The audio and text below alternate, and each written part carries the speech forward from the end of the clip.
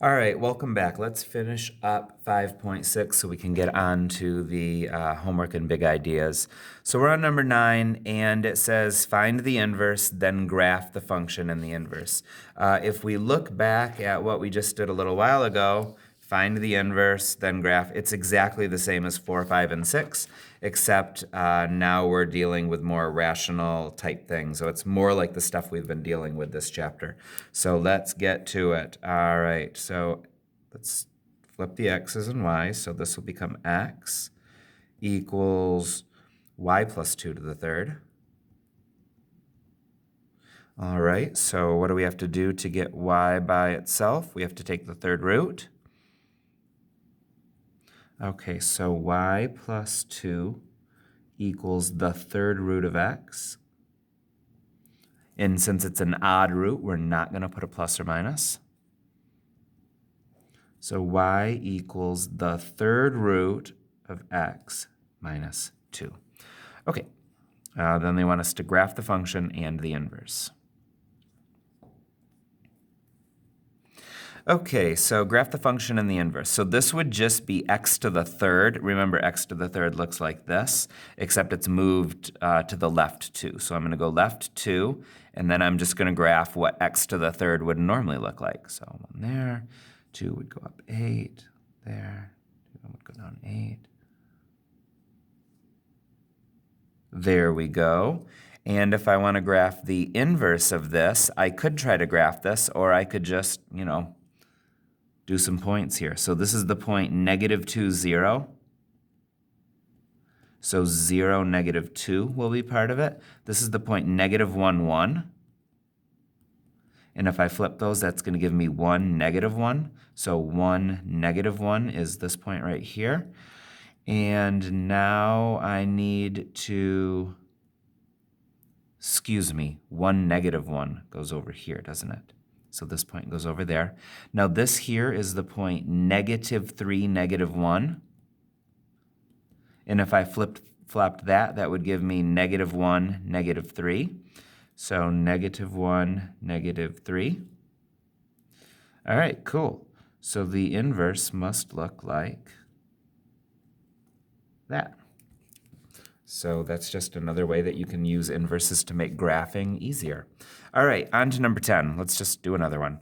So we've got, this is normally a y, so we'll change this to an x and a y. So x equals 1/3 y to the 4th. Great. All right, so isolate the power or radical, so I will multiply each side by the reciprocal, so 3. So that's going to give me, by the way, this should have been a y right here. Remember, we switched this to an x and this to a y. So if I times this by 3, that'll give me y to the 4th on one side, and it'll get me 3x on the other. Now I want to take the 4th root of each side.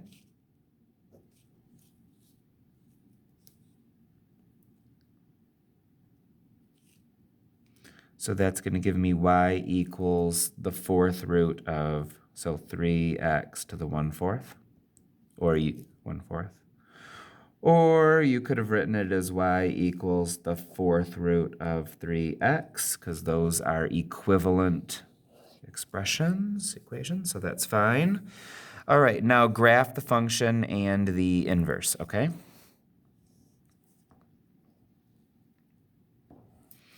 Very good. Okay, so now this is a 4th root. Remember when you take an even root, it becomes plus or minus. So technically this should be plus or minus right here because that's an even root. However, I just want to add that because they put this here, x is greater than or equal to 0, that was their way of saying, don't worry about the minus version, only look at the positive version. So that was their way of saying, hey, by the way, don't do plus or minus on this one. So, okay, we won't. All right, so we want to graph this. X to the 4th would be, normally it would go over 1, up 1, but now it's going to go over 1, up 1/3 because it got vertically shrunk. So 2 to the 4th power is 16, and if we take 1/3 of 16, that would be 5 1/3, so it's going to be 2, 5 1/3. All right, so this is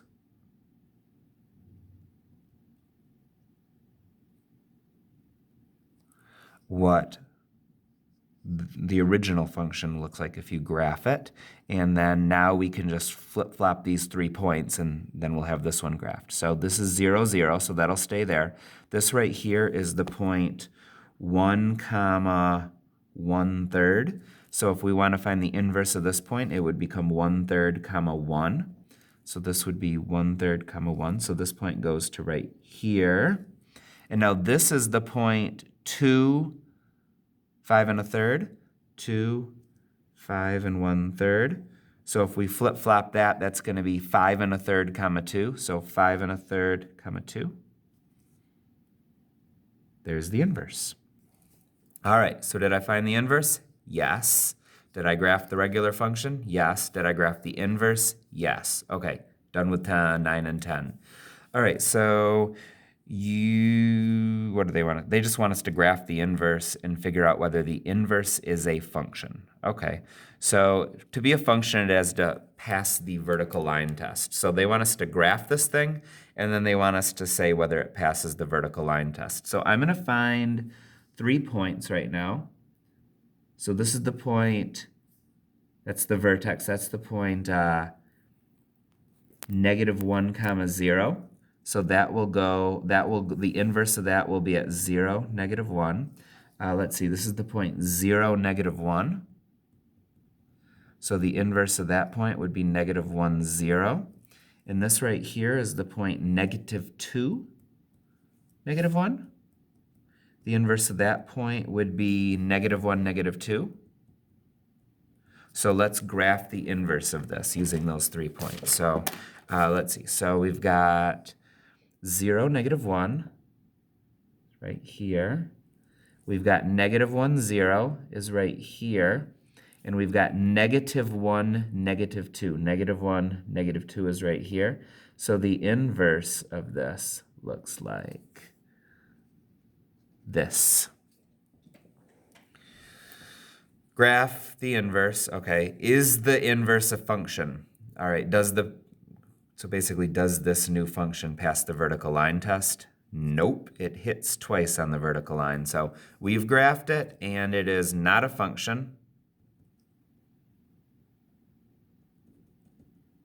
It asks to explain your reasoning. So let's say does not, or I'm just going to say it fails the vertical line test. Vertical line test. Okay, we did number 11. Let's do number 12, and let's just kind of do it the same way, I guess. So this is the point 0, 0. So that'll just go to 0, 0. This is the point 1, -1. So that'll go to the point -1, 1. This is the point -1, 1. That'll go to 1, -1. And let's see, I actually want to do a couple more here. Let's graph 2. It looks like that's, let's say, maybe 2. I'm guessing that maybe that's 2, 4. So that will go to 4, 2. And then this is the point -2, -4. So -2, -4 will go to -4, -2. Okay, so I'm going to plot these new points now and see where they take us. So that's going to give us 0, 0, -1, 1, 1, -1, 4, 2, 1, 2, 3, 1, 2, 3, 4, 2, and -4, -2. -1, 2.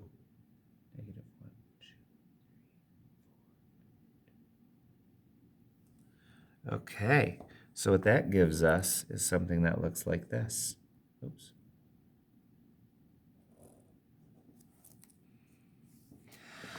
So graph the inverse. We just did that. Now, is the inverse a function? Does it pass the vertical line test? It does here. It does here. It does not pass it there. So again, I'm going to say not a function. because fails vertical line test.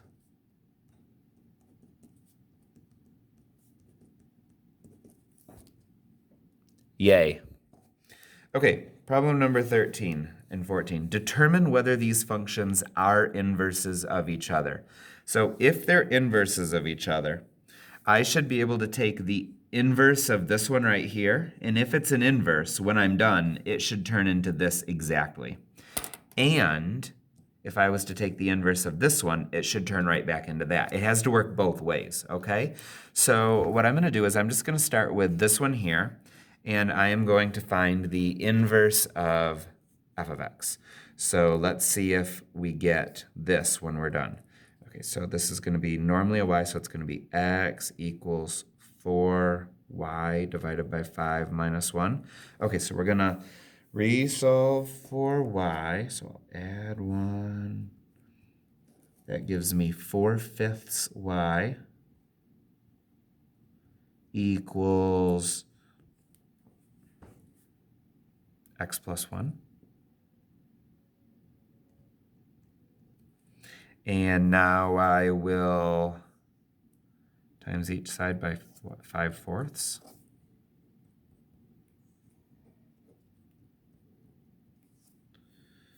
So that is going to give me y equals, I'll just distribute this, so 5x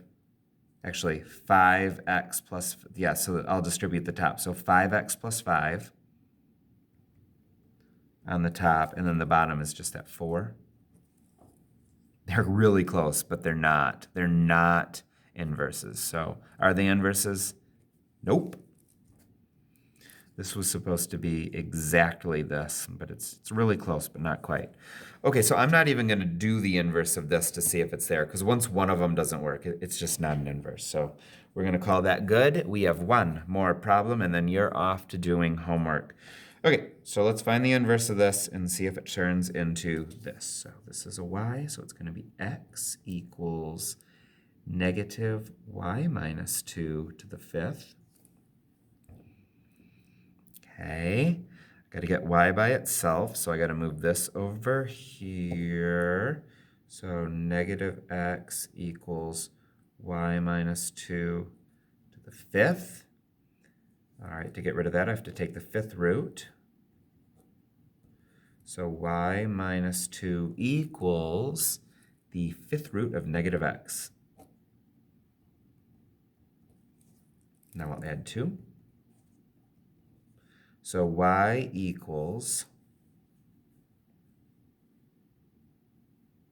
oh man, guys, there was a plus 6 there, and I never took that plus 6 into account.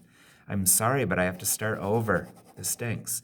Okay, so x, almost got all the way done without making a mistake. Okay, x equals negative y minus 2 to the 5th plus 6. So first I have to subtract 6.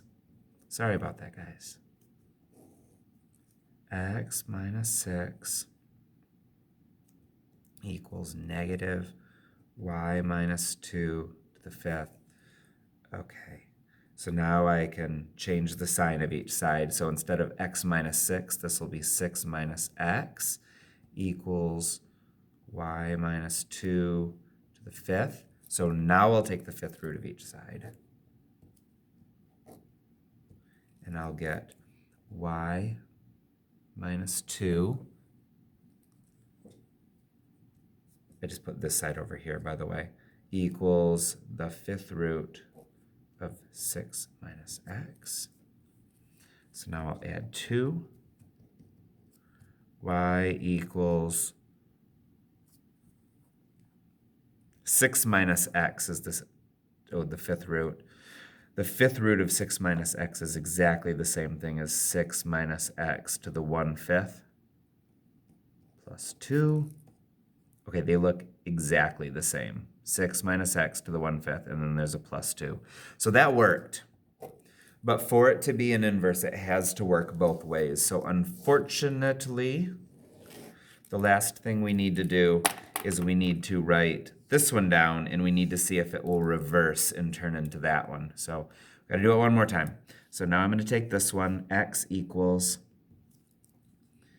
all right, so 2 plus 6 minus y to the 1/5. Okay, here we go. So we'll subtract 2. I'm gonna try to do this without making any mistakes this time. X minus 2 equals 6 minus y to the 1/5, which is like the same thing as the 5th root. I'm just going to write it that way. So now I can raise this to the 5th power, raise this to the 5th power, and that gives me 6 minus y equals x minus 2 to the 5th. Okay, so let's see, if I want to get, okay, so I want to get y by itself, so I'll subtract 6. That's going to make it look like that. Now, if I want to get rid of this negative sign here, I can just change the sign of all of these. So I can just go like this, make this a negative, make this a positive. And now I've got it. So the question is this the same as this? Holy crap, it is. It's exactly the same. Yes. So are these two inverses of each other? Yes, they are. All right, we just did a bunch of work, but thanks for following along and working with me. You can now go to 5.6, try some of these on your own in the homework, and then maybe we can talk about them a little bit in class if we need any more clarifications. Thanks so much, and good luck.